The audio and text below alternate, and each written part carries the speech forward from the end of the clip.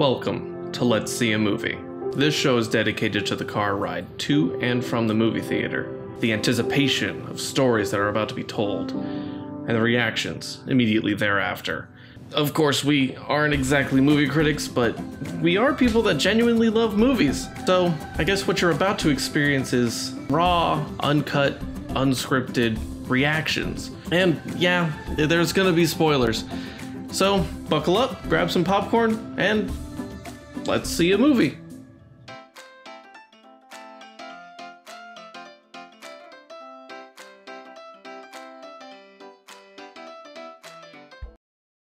Okay, so full disclosure, we've both already seen this movie.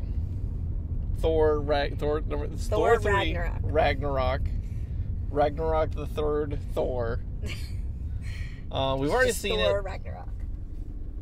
But we're seeing it again because, well, when I saw it, I really didn't get the whole actual movie experience when I watched it, because I was exhausted when I watched it. And Sarah just wants to watch it again. I just really enjoyed it and want to see it again because it was awesome. And we didn't see it together, which is also a very rare event. Yeah, it's true. So we're gonna try this again. So if you want to go ahead and read what's this movie about, Sarah? I tried to find, because there's a couple different versions, I tried to find the best one, so I guess we'll do. Imprisoned on the other side of the universe, the mighty Thor finds himself in a deadly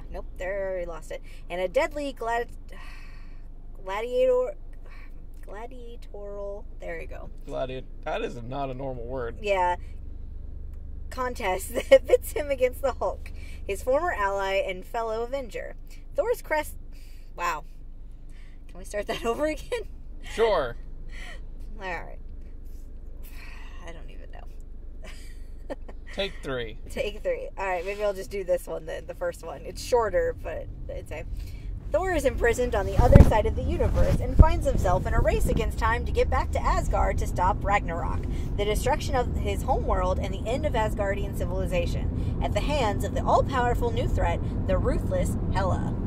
Hela. I do love that. You can't say her name without it just sounding like Hela. Hela. She's hella bad. She's hella bad. Oh man, this is gonna be hella crazy. Yeah. Oh man. Alright, So I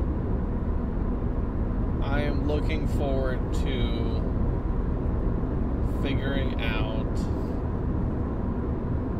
what the deal is with Jeff Goldblum. Oh, yeah, he's the Collector's brother. Benicio del Toro's character from Guardians, the guy. Yeah, they're a whole race of beings like that. Is that a spoiler, though? Well, this is spoilers. I know, but, is that in this movie? No, you just know that from the comics and everything. Okay. That's just... He doesn't say that in the movie. But no, that's just a thing in the comics, is that they're just this race of beings. That like to collect things, apparently. Well, one's a collector, one's the game master, they all have, these different things, but they're all very, He's still collecting things. He's collecting people. He's collecting people, I guess. But, fight. I mean, the collector collected people, too. Well, he's collecting people for the purpose of fighting. Yes, for the gladiator games. The collector collects things to look at. Yeah, but, they're all these very eccentric, kind of crazy guys. But yeah, the Grandmaster and the Collector are brothers, which totally works because Benicio del Toro and Jeff Goldblum kind of have that same type of energy. So they do. So that works. I can see them being brothers. I think that was a good casting choice because you can't go wrong with Jeff Goldblum. Will we see them together? I don't know, because I would love to see a scene with the two of them. I don't know, maybe, but I mean, did you see the end credit scene? I mean, they are all powerful, so I don't know. They are. So he probably is fine. He's probably. I mean, the Collector got blown up, and his whole area got blown up by an Infinity Stone, and he survived, so... Yes. I imagine, in the end, the Grandmaster I'm sure everything's fine. I mean, he didn't have his melt stick, but I'm sure he's fine. I don't know. I don't know how much we could talk about. I mean, we've seen the movie and everything, but we're not at the movie yet. No. I guess I could find some trivia. Did you know the Hulk is not actually a large green person? He is that is something I know. Lou Ferrigno did not do the voice for the Hulk this time. They had Mark Ruffalo do it. Oh, yeah. Lou Ferrigno's done the voice for all the other times, but not this one. They just had Mark Ruffalo do it. Well, there we go. That is interesting. Because I always figured it was Mark Ruffalo. No, yeah. And I have no idea who Lou Ferrigno is. He's the original Incredible Hulk. Like, he wasn't David Banner. He was the Hulk, the guy. He's the big guy. Like, yeah, in the TV show, they changed it to David because they thought Bruce was too gay sounding. Yeah, it's pretty bad, right? Yeah, so he was David Banner in the TV show. Yeah, right. And so, yeah, like the I don't remember who played the actor who played David, but Lou Ferrigno played when he became the Hulk. Yeah, he's a wrestler dude, right? Yeah, no, but I don't know. Probably. I feel like if it was like anybody with muscles, they always had a wrestler play that person. I'm pretty sure. I don't know how to spell his last name. Ferrigno? Just an American actor. Okay. Fitness trainer. Oh no, retired professional bodybuilder. Boom. Close enough. Close enough. Well, that's what I was thinking. I was like, I don't think he's a wrestler. I think, he's more like Arnold Schwarzenegger, Mr. Universe kind of thing. Here's an interesting one because it's, everybody's seen it from the trailer.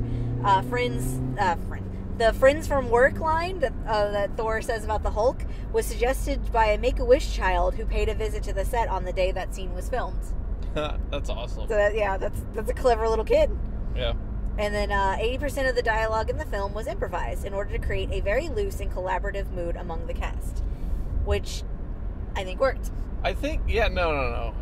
I can, from what I remember, you can definitely get that vibe. And, okay, so I looked up how to say his name, the director, because I wanted to say it correctly, but now I'm like second guessing myself. Let's see if I can do it. Taika Waititi. Okay. Is known for Flight of the Conchords. Yes. And he's What We Do in the Shadows, which is one of those movies that I've been dying to watch forever, and I always forget that it's actually, I think, on something streaming. So we need to watch it because it's got Jermaine Clement and other people, I think, from Flight of the Conchords, and they're vampires. They're vampires in today's age, but they're very like I'm a vampire. They're like all living, they're all roommates together, and I think he's even in it as well.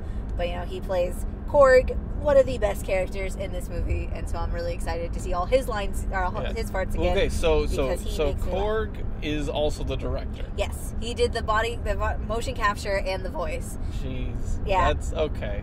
And that's why he based his character on Polynesian bouncers. We wanted to change the idea of what a hulking guy made of rocks could be. He's huge and heavy, but with a light soul, and he's funny and friendly. So that's why he's got the really light voice with the New Zealand accent and everything. Like, he's adorable, and I love him, and he's definitely, kind of stole the movie. A little bit? Yeah, I'm okay with that. Like I said, Loki was always my favorite from all the Thor movies anyway. So having Loki and having a new character that's... I don't think he stole the show. He definitely piqued my interest. Yeah. I probably could have just watched him. Despite me very periodically falling asleep during the movie, which says nothing about the movie. It's not saying that it's boring. I was literally dead tired. Wait, did I say Taika? I think it's Taika. Taika? Yeah, because it's Ty, T-Y. No, T-A-I. And then K-A. And I think it was pretty sure it's not Takai. I said Takai like George Takai earlier. No, I think it's Taika. That was the thing, I could find that, but finding his last name, because I wasn't sure. But yeah, I think it's Taika Waititi. Because he's Maori. Okay. He's half Maori and everything, so I thought that was pretty cool. Maori. So, Polynesian-y? Yeah. Okay. Well, yeah. I don't know what Maori is. Yeah. I mean, isn't that what Toa and Tyre? They are Samoan, that's right. They're yes. All the Polynesian islands and everything. And Polynesian's a good word. I like that name. Yeah. Because it also, like, makes you, like, feel like the food's good. Okay. To prepare for her role as Hela, Kate Blanchett studied capoeira, a Brazilian martial art. Brazil! Ponytail! Ponytail! That's why she's got the headdress thing, the antlers. Ponytail. That's her ponytail. That's her ponytail. Ooh, that hurts. Yeah. Well, that's what she did, a motion capture suit, so that part was all, like, motion capture, I think. Huh. That's interesting. Yeah. The one thing that I did, that we all did comment when we did see it, was that Kate Blanchett, like, while she is older, she does not seem that old in this. No, she's ageless. She looked very good in this movie. Yeah. Well, I mean, she's an elf. She is an elf. She's Galadriel. She lives forever. Yeah. She's like 400 years old now. Yeah. Probably more than that. I think she's over like a couple thousand. I think by the time of Lord of the Rings, it's been a while. She is eternal. Yeah, basically. Running out of things to say. I know. Well, we are coming up to the movie theater right now. We actually have a couple turns left. But anyway, we're coming up to the movie theater now, and we are going to go in, we're going to grab ourselves some popcorn, and we are going to enjoy our movie. So we will see you after the show? After the show.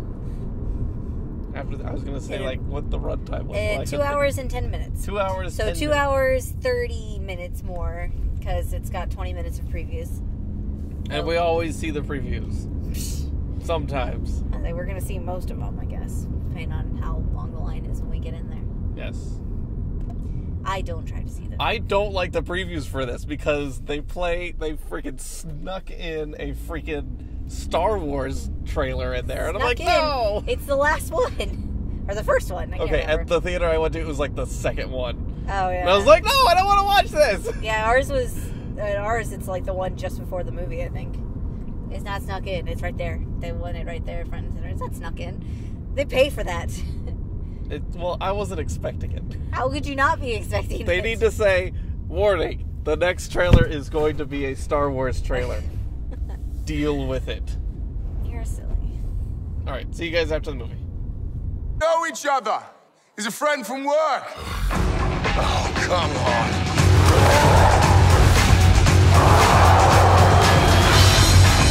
Welcome back. We're welcome back. Welcome us back. Still don't know what to say there. Yeah, careful. Don't hit Trish's car.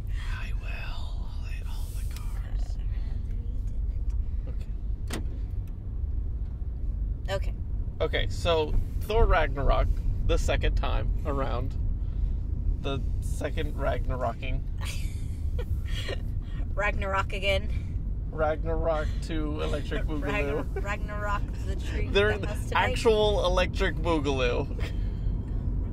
There we go. Yeah, so Ragnarok the house tonight. Yes. I think just as good as the first time. As the second time. Well, okay, so I got to enjoy it a little bit more this time than last time because I was actually awake. And and so it was good. It's good. It's good. It's very good. It's very good. Okay, so first impressions, or first thoughts at least. I want to see a mini series or like a comic book, or you don't have to hold that. Or something with what was his name? The dude that replaced Idris Elba as the gatekeeper dude. Scourge. Scourge. I want to see Carl Urban's character. I want to see something of him as the hero with the M16s. Like, I just want that. Yeah. I want him going around fighting crime with two M16s. I just want to see him when he actually popped into Earth, grabbed, like, the Vespa scooter that was there, and the guns, and everything else. Like, I want to know those scenes. Like, him just popping down to Earth, like, how he's like, where am I? Oh, you're in Texas. Texas. What are these? Okay, I want them. And just, like, disappearing again. Like, like, just the fact that he's able to pop in and out and steal all this stuff. Like, I want to see that, because, one of them was a Vespa scooter, it looked like. I want to know more about him! Yeah, right? So good. He wasn't in the first two, so it's just like, oh, yeah, remember we fought together here. It's like, okay. That's okay. But, I mean, it's Carl Urban, so you can't go wrong. No. Love him, yeah. It was definitely very good. I feel like there were some notes taken from Guardians of the Galaxy. Yes. Like, they realized, like, okay, this sort of 80s-ish style is good. Yeah. Let's go with, like, something like that. Yeah, well, basically they said, like, the director and, like, everything, basically it's like, the whole concept is absurd. So let's embrace the absurdity of it. Yes. Like, the whole story, like, let's face it, like, the whole idea of Thor and all this stuff is absurd, and Planet Hulk and everything, like, that's the comic book that was based off, like, with him with the Gladiator thing. So yeah, like, that's what I liked, is that they're like, you know, we're just gonna go for it. It's absurd, it's silly, it's funny, it's a little serious, but let's just go for it and go crazy. And so that's exactly what they did, and I love that. Like, Jeff Goldblum is amazing. He's so campy, and I love it. Let's face it, Jeff Goldblum just played Jeff Goldblum. Yeah, they just let him do whatever. Yeah, they're like, just record whatever he says. Just whatever, just react, please. Because, he basically played up the meme of himself and everything. Yeah. It's like, whatever, sure. And, the things I was talking about this before. Never really, like, Thor, I liked Thor, but it was never like, oh, he's really cool and everything. He was always sort of like, he's funny, he's kind of silly. Yeah. But at the end, when he comes flying in on, like, lightning and takes out everybody, and his eyes are glowing, and that is the coolest I've ever thought he's ever been. Was one eye glowing. But, when he fought Hulk, it was the same thing, too. Yeah. Like, the coolest thing I've ever seen. Like, he immediately rose to, like, one of my favorite, because that is so awesome. Yeah. That was, like, the coolest thing ever. It's just like, oh, wow. And then playing the Immigrant Song by Led Zeppelin. Yes. Perfect. I mean, they mentioned Valhalla in it, so how much more perfect can you get with that song? Yes. But just, like, the what is the word I'm looking for? The atmosphere that it built with that song playing, and then the fight scene, and like I said, Loki using his horned helmet as a weapon. Oh, it's so great. And then him and Heimdall fighting alongside each other, also really cool. That was amazing. That was absolutely amazing. The story behind her was just... Like, there was more story behind her just there than Scourge. Yeah. Oh, yeah. And, like, clearly Heimdall knew her. Like, I mean, he knows everything. He can see all and hear all. So, like, he's the only one that really understood the threat that she was. Yeah. So that's why he immediately grabs the sword and immediately starts hiding people away. Yeah. Like, he knew, and he got into action, because I love him. Like, he's always been a favorite of mine. Which is funny. Him and Loki are my favorite, and they were like... They're just supporting characters. Yeah, and basically, like, we're enemies in the first one, kind of. Because, I mean, Heimdall was the only one that really knew Loki wasn't to be trusted all the time. Like, they all knew he was a trickster, and he lies a lot of times. But Heimdall knew to watch him. Yeah. Like, so, yeah. Like, the fact that, like, they fought in the first one, and then now they're fighting alongside each other in the third one makes me really happy. I did enjoy watching the fights. Oh, yeah. Because with him fighting with the longsword and everything, like, that's that like, cool. he had to learn. Like, Idris Elba had to learn how to fight with a longsword. Yeah. For this movie. Like, I don't know. That or if he's something else, I don't know what else he could have been in that he might have learned that. But, like, it was pretty, because there's a specific, like, way you have to carry it, because a sword It's like so that heavy. is heavy. Yeah. So, like, yeah, no, it was absolutely awesome to watch him fighting with it somewhat believably. Yeah. Oh, yeah. I'd watch a movie of just him. Yeah. I thought he was amazing. They could make a movie about any of these guys individually, and it would have been fine. Right. And, I'm trying to think. Oh, still love Mark Ruffalo is always still amazing as Bruce Banner and Hulk. Like, I liked Edward Norton, but I loved Mark Ruffalo. Like, he was so much more believable. Like, I saw him as being a crazy brilliant scientist with this anger trapped beneath him. I mean, like, Edward Norton is a real angry person in real life, but in the movie, he just sort of was, like, whiny and like, I don't really want to, I want to hide away. Yeah. And you got that, too, with Mark Ruffalo's character. Like, he did want to hide away, but because you felt that simmering anger. Like, I can't control it, so I need to get away.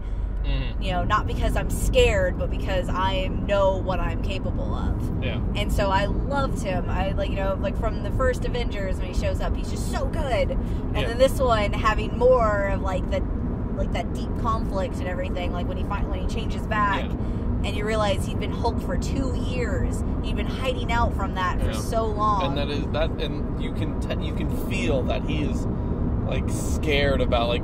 Oh, I've been Hulk for, like, what have I done? Yeah, right? Yeah. And, like, even Hulk, like, the emotion that he gives once he sees Natalie and everything, and once he, like, starts to change back, and that's why he's so upset. Like, he starts hitting himself because he's trying to make himself angry again. Yeah. And because the pain he couldn't deal with it. That's why he ran, and that's why he stayed Hulk for so long, is because he did not want to have to deal with those emotions. And I loved how they were showing him, like, he would quickly change back and forth. He was growing big and strong. Yeah, that was cool. I loved that they did that. That real fight inside of him. Yeah, that absolutely showed the internal struggle of Bruce Banner and the Hulk.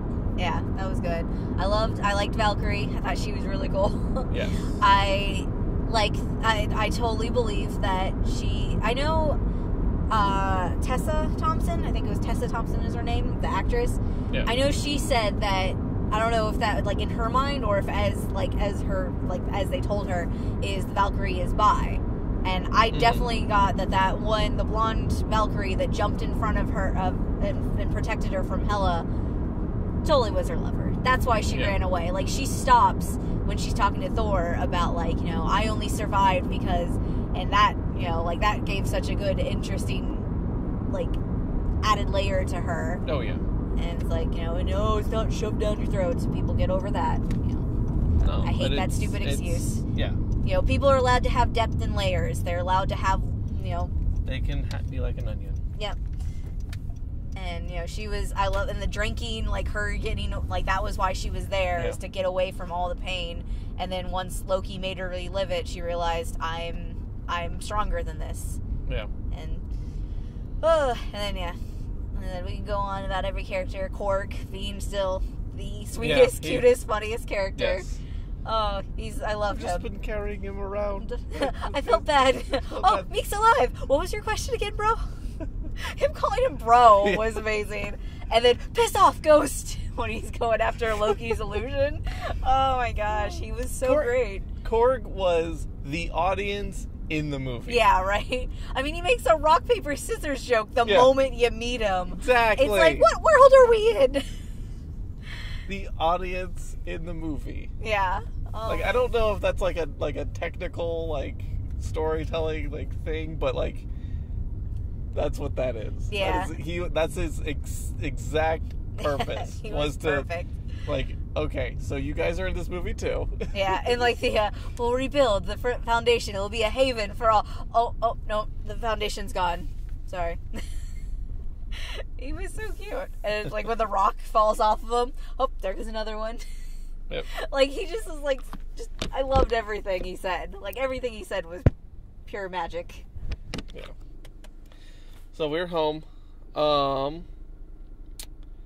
I mean, we can rate this, but this is the second time we've seen it. Yeah. So that I'd still... Yeah. that does give it high marks. Go see Thor Ragnarok. Definitely. Go see the other ones first. Maybe kind of just like gloss over the second one a little bit. Yeah. I mean, I enjoyed all of them. It's worth it, yeah, because, I mean, it does have some sort of, the backstory to when he arrives in Asgard here, when he sees the play and everything. Pretty much. And that is Matt Damon playing the actor Loki. Yes. That you were not imagining that. I thought I was not sure at first, like the first time I saw it, because I was like, that looks a lot like Matt Damon. Yeah. Is that Matt Damon? I had the same thought, and I was about to say something to Dad, and then got swept up in the story again. And then it came up later, and someone confirmed that, yep, that was Matt Damon. And then Sam Neill from, I think it was Sam Neill, whatever his name is, from Jurassic Park. Yeah. Yeah, he was Odin. And then Chris Hemsworth's brother was Thor. Nice. Not Liam, but the other one. Unfortunately, the one that isn't so much of an actor that he's well known. Which I think is funnier. I think he was just like on set, and they're like, all right, cool, perfect. You do the thing. I don't know. My final thought, like, the only other thing, like, I feel like the only character we didn't really talk about was Loki. And I like the fact, like, my heart kind of broke at the part in the elevator when Thor goes, I thought the world of you. And you could see I love Tom Hiddleston. I think he's got, like, an amazing, he's just, like, every expression on his face. Like, when they're talking to Odin, he actually calls them my sons. And, like, the look and how he, like, showed real, like, love for both of them. Yeah. Like, you saw Loki was just like, I don't know how to process this anymore. And that, like, yeah, he's a trickster and everything. But I felt like they actually wanted to show that he could change a little bit at the end. And that gives me hope. Because I'm kind of hoping he'll show up in Infinity Wars, fighting alongside them. I think that's what we're going to see. I think that elevator ride is the same as when he was showing the Valkyrie, like, her conflict. And leading her towards her resolution. And so this is his... And the part with Thor saying, you're the trickster god, but you could be so much more. Like, after that, when he again tried to trick them. And but then, he realized, all right, yeah, you're right. I could change. Yeah. No, like, the everybody loves Loki in some way, shape, or form. This is not going to be the last time we see him. Yeah, right? Oh, man. Like, we're going to see him in Infinity Wars. I hope so. It's going to happen. Because, they did a good job with him. Definitely. So that's it for this time. Join us next time for whatever that movie is going to be. Yeah. Thinking maybe Murder on the Orient Express, but we'll see. We'll see. See you guys. Hercule Pro. Yay. Bye. Enjoy the show. Thanks for joining us for this episode of Let's See a Movie. We'd love to hear from you, so feel free to email us at podcast@attackofthebeards.com. This, of course, is a production of Attack of the Beards and Nut Nothing Media, and for more information about this show and all the other shows that we do, visit us at attackofthebeards.com. See you next time.